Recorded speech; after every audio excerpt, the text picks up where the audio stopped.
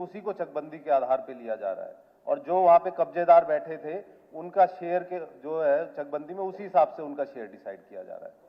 पूरी 856 एकड़ की चकबंदी की गई है। अगर कहीं किसी तरीके से किसी को चकबंदी पे ऑब्जेक्शन है या दिक्कत है तो एक बार मुझे एप्लीकेशन दे दें। मंत्री जी, इसमें एसीओ के खिलाफ चार्जशीट भी हुआ है और ये बहुत बड़ा मामला है। ये वो जो एसीओ के खिलाफ या अफसरों के खिलाफ कंप्लेंट या चार्जशीट हो जाती है, जवाब दे रहे हैं आप, बैठिए।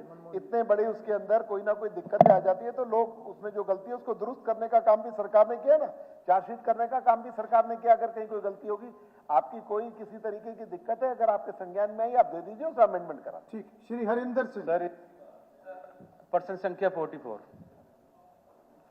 अध्यक्ष महोदय, उत्तर देने से पहले मैं आपकी एक रूलिंग चाहता हूं, आपकी रूलिंग चाहता हूं उत्तर देने से पहले, क्योंकि बिल्कुल यही क्वेश्चन पिछले सत्र में भी पूछा गया था और आपके रूल ऑफ प्रोसीजर की धारा 50 के तहत सेम क्वेश्चन नेक्स्ट सत्र में पूछा नहीं जा सकता। बिल्कुल डीटो क्वेश्चन पिछली बार पूछा गया था, तो मैं आपकी रूलिंग चाहता हूं कि इसका क्या किया जाए। आपके नियमों के विरुद्ध है। हाँ, वो रिपीट नहीं हो सकता, मैं उसको चेक करूंगा। थैंक यू जी। नहीं हो गया उन्होंने। सर, मेरा तो कुछ हुआ नहीं सर, मेरे विधानसभा का क्वेश्चन है। अगर ठीक है, इस बार कीजिए आप। जी बोलिए, अपना सप्लीमेंट्री बोलिए। सर, मैं आपके माध्यम से मंत्री जी से जानना चाहता हूं, मेरी ये बहुत पुरानी मांग चली आ रही है, 2016 से चली आ रही है। इसमें पहले मंत्री थे, उन्होंने भी इस जगह को देखा था। तो मेरे तो अगर इसी तरीका से रहेगा तो ना बस अड्डा बनेगा, ना महाराजा अग्रसेन पार्क बनेगा, तो मेरे क्षेत्र के लोगों के लिए की समस्या तो ऐसे ही खड़ी रह जाएगी सर। अगर मैं पूछूंगा नहीं हाउस के अंदर तो कहाँ जाऊं फिर मैं? तो मेरी जो ये समस्या है, माननीय मुख्यमंत्री जी ने, विपुल गोयल जी मंत्री जी बैठे हैं, मेरे गढ़ी और बेड़े को जी के बहुत अच्छी तरीका से इन्होंने जी के शहर में जी सम्मिलित किया, उसके लिए धन्यवाद। लेकिन मेरी ये जो समस्या चली आ रही है, इसको दोबारा से जो है ना रिव्यू किया जाए और बस अड्डे को बाहर बनाया जाए और अंदर जी के अग्रसेन पार्क बनाया जाए। तो मेरी आपके माध्यम से ये प्रार्थना है, इसको जरूर देखा जाए। अध्यक्ष महोदय, जैसा मैंने बताया कि वही प्रश्न है। नहीं, वो ठीक है, वो आगे सुनो मेरी बात। वो अब एडमिट हो गया तो अब तो हमें इसको करना ही। तो अब आप जो भी जवाब देना चाहें आप जवाब दे दें। तो मेरा जवाब भी वही है।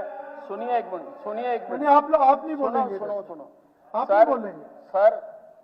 प्रश्न वही है, नोट फॉर पैड वही है, तो मेरा जवाब भी वही है जो मैंने पिछले सत्र में दिया। ठीक। आप कार्रवाई में से निकालकर सर, देवेंद्र अत्री। अध्यक्ष मुझे पूरा नहीं हुआ। आप कार्रवाई में से निकालकर जो जवाब मैंने पिछली बार दिया था वो इनको भेज दो, मुझे भी कॉपी भेज। हो जाएगा, वो नोट हो गया। Speaker sir, question number 45। जी मंत्री जी।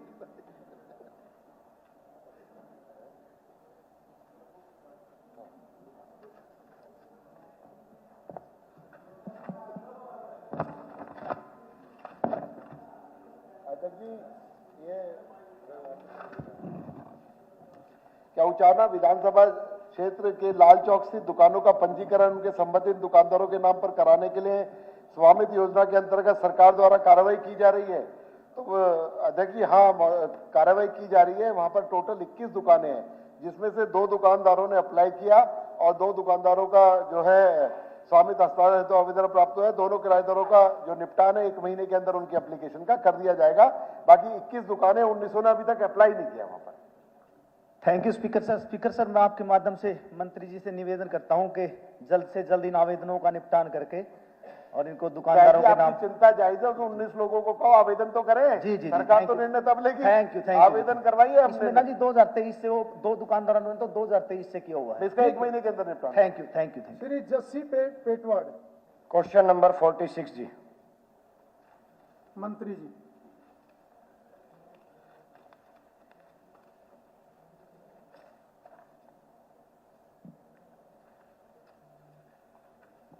जी अध्यक्ष जी, भाई जस्सी पेटवाड़ी जी ने सवाल पूछा है कि नारनौद विधानसभा निर्वाचन क्षेत्र के 20 गांवों में हाल ही में बरसात के मौसम के दौरान जलभराव की जो स्थिति हुई है, क्या सरकार उसका सर्वे कराकर मुआवजा देने का काम करेगी?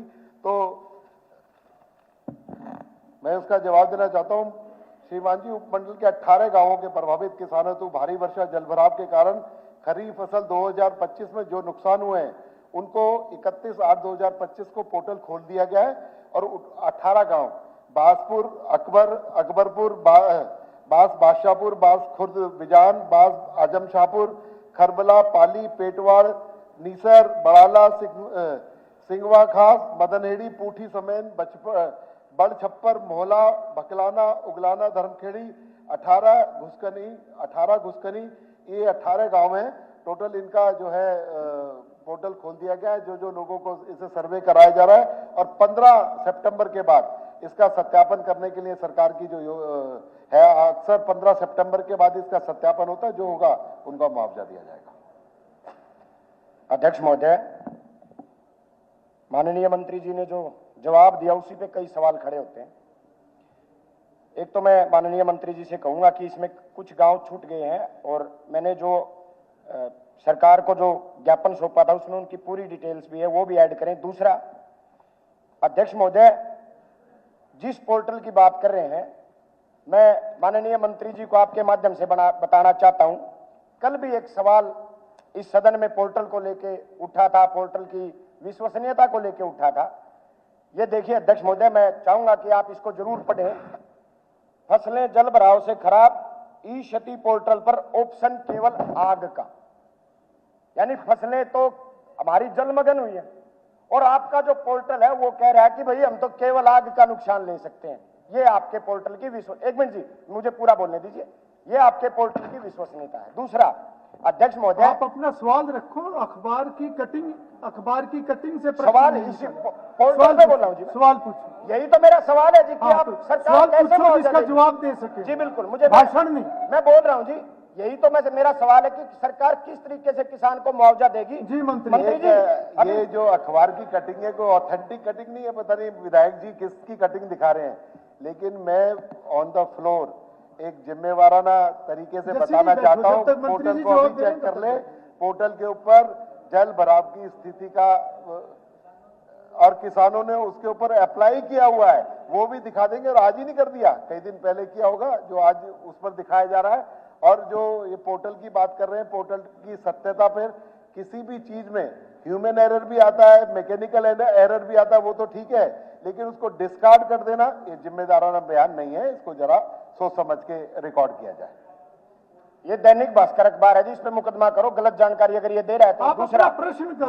जी, वो मैं भास्कर अखबार पढ़ रहे हैं, मैं कहना चाहता हूँ आपका कोई प्रश्न है तो करो, मैं जिसका क्वेश्चन जवाब मंत्री दे जी से सके। कर रहा हूं जी। सरकार के पास एक ऐसा सैटेलाइट है जो जब किसान पराली जलाता है तो एक ऐसा सैटेलाइट है जो एग्जैक्ट किला नंबर की जानकारी दे देता है कि एक बार उनको अपनी बात रखने दो, एक बार उनको अपनी बात रखने दो, मेरी तो सुन लीजिए पहले। एक बार उनको अपनी बात रखने दो, मैं बोल रहा हूं अपनी जी। बात पूरी करो। सरकार के पास सैटेलाइट है जिससे पराली का भी पता चल जाता है कि कौन से किला नंबर की पराली किसान ने जलाई है, ताकि उसके ऊपर जुर्माना लगाया जाता है, उसकी गिरफ्तारी होती है। और मेरी फसल मेरा ब्यौरा आपका ही है, आपका नहीं, सरकार का। मेरी जी बिल्कुल सॉरी, मैं पब्लिक है, आपका भी है, मेरा भी है। एक सरकार की एक स्कीम है जी, मेरी फसल मेरा ब्यौरा। सरकार ऑनलाइन पेमेंट डालती है, तो क्यों ना इस जब मुआवजे देने की बात आती है, जब फसलों की खराबे की बात आती है, तो या तो वो सैटेलाइट लागू किया जाए, या आपके पास जो मेरी फसल मेरा ब्यौरा से आप ऑनलाइन पेमेंट डालते हो, तो उससे ऑनलाइन पेमेंट से आप पिछले 3 साल का आंकड़ा उठा लीजिए कि किसान को कितनी फसल हुई है, 3 साल के वो आंकड़े के हिसाब से आप उसको मुआवजा दे दीजिए, ताकि किसान को मुआवजा मिल सके। कोई टाइम आएगा, बारिश रेगुलर चल रही है, 15 सितंबर का टाइम है, सत्यापन के बाद ही तो दिया जाएगा। तो केवल पोर्टल पे क्यों चल रहे हैं हम? मंत्री जी, केवल पोर्टल पे हम क्यों चल रहे हैं? आपका माना नए विधायकों नहीं, सैटेलाइट पे चलो ना, जो सैटेलाइट जुर्माना किसान को लगाता है जी, उस पे चलो आप। 15 सितंबर के बाद जब बारिशें रुक जाएंगी, उसका सत्यापन करके मुआवजा दिया जाएगा। चलिए ठीक है, 1 मिनट अध्यक्ष जी, एक बार मंत्री जी बोले, ये अपनी सीट से कमेंट्री ना करें, अध्यक्ष जी, सीट से कमेंट्री ना करें। अध्यक्ष जी, ये पोर्टल पे सवाल उठा रहे हैं। नहीं, ऐसे नहीं। 10 सालों के अंदर 10 साल तक कांग्रेस की सरकार रही, रिकॉर्ड की बात है, 1058 करोड़ मुआवजा दिया गया। इसी पोर्टल से 15,500 चलिए चलिए, हो जाइए प्रश्नकाल है। सावित्री जिंदल जी, सावित्री जिंदल जी, क्वेश्चन नंबर सब बैठिए 47 बैठिए, किसी का कोई रिकॉर्ड भी नहीं होगा। नहीं नहीं, प्लीज बैठिए, अगला प्रश्न ले लिया मैंने। 47 सावित्री जिंदल जी, मंत्री जी, मंत्री जी, क्वेश्चन नंबर 47 प्रश्न संख्या 47, सावित्री जिंदल जी, 40 पावर मिनिस्टर, पावर मिनिस्टर। जी सर, सरकार ने इसके लिए स्वीकृति प्रदान कर दी है और एचएसवीपी के साथ जमीन लेने के लिए इस सेक्टर में बातचीत की जा रही है। और मैं आदरणीय सदस्य को ये भी आश्वासन दिलाना चाहता हूँ कि इसी माह के अंदर अंदर मेरे विभाग के अधिकारी और एचएसवीपी के अधिकारी मीटिंग करके जमीन को तय कर देंगे और मौका मुआयना करके भी, और जल्दी हम ये जो सब स्टेशन है लगाना शुरू कर देंगे। जी, माननीय मुख्यमंत्री मंत्री जी से मेरा निवेदन है कि इसको जल्दी करवाया जाए। बहुत बहुत धन्यवाद। Shri Mohammad Israil, question number 48। जी मंत्री जी,